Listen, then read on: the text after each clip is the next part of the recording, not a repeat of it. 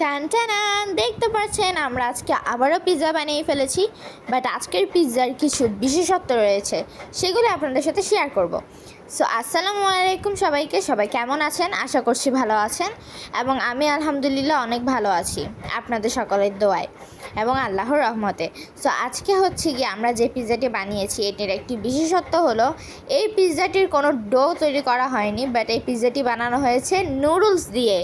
কি অবাক হচ্ছেন তো? হ্যাঁ, এটা অবাক করা বিষয়। নুডলস দিয়ে কীভাবে পিৎজা বানানো যায়? অফকোর্স সম্ভব, but I am extremely sorry আজকে আমি রেসিপিটা শেয়ার করতে পারিনি আপনাদের সাথে। ইনশাল্লাহ নেক্সট টাইম যখন করব তখন আপনাদের সাথে রেসিপিটা শেয়ার করব। অ্যান্ড আমি এটা মুখে মুখে বলে দিই রেসিপিটা কীভাবে করতে হবে। প্রথমে নুডলসগুলোকে সিদ্ধ করতে হবে, তার সাথে মাশরুমও সিদ্ধ করে নেব।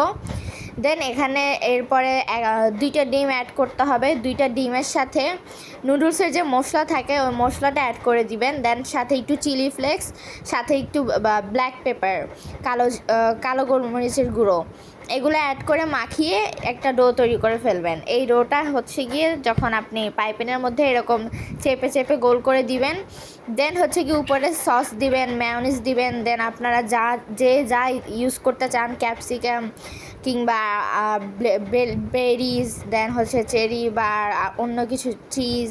সো আমরা এখানে আমাদের বেশি কিছু ছিল না, দ্যাটস ওয়াই আমরা আমাদের মেয়োনিজ, ঘরে বানানো টমেটো সস সেটা ইউজ করেছি। অ্যান্ড ইউজ করেছি চিলি ফ্লেক্স, তার সাথে ইউজ করেছি চিজটাও আমাদের ঘরে বানানো। আর বাটারটাও চাইলে আপনারা ইউজ করতে পারেন। অ্যান্ড এটা ট্রাস্ট মি, খেতে মনে হয়েছে সবগুলো পিৎজার থেকে বেস্ট পিৎজা হয়েছে। আমার কাছে তো সেই ইয়াম্মি লেগেছে, আমার কাছে খুবই ভালো লেগেছে। আমি এটাকে 10 আউট অফ 10 দিচ্ছি, 10 out of 10, not 10 out of 100। মানে আমার কাছে এটা খুবই খুবই মজাদার লেগেছে। বিশেষ করে যে সসের কম্বিনেশনটা ছিল, মেয়োনিজ আর টমেটো সস, ওই দুইটা কম্বিনেশনটা খুব ভালো লেগেছে আমার কাছে। খেয়ে অনেক মজাদার, তৃপ্তি সহকারে আমি প্রায় 2 থেকে 3 পিস এমনি একাই খেয়ে ফেলেছি। বাকিটা আব্বুর জন্য রেখে দিয়েছি যে তারা খাবে। আর আপনাদের কাছে কেমন লাগলো এই নুডলসের রেসিপিটা সবাই জানাবেন। আর সবাই কেমন আছেন সেটাও কমেন্টে ভুলবেন না। আর যদি এটা রেসিপি চান তাহলে কমেন্টে জানাবেন, আমি এই রেসিপিটা পরের বার ইনশাল্লাহ শেয়ার করব।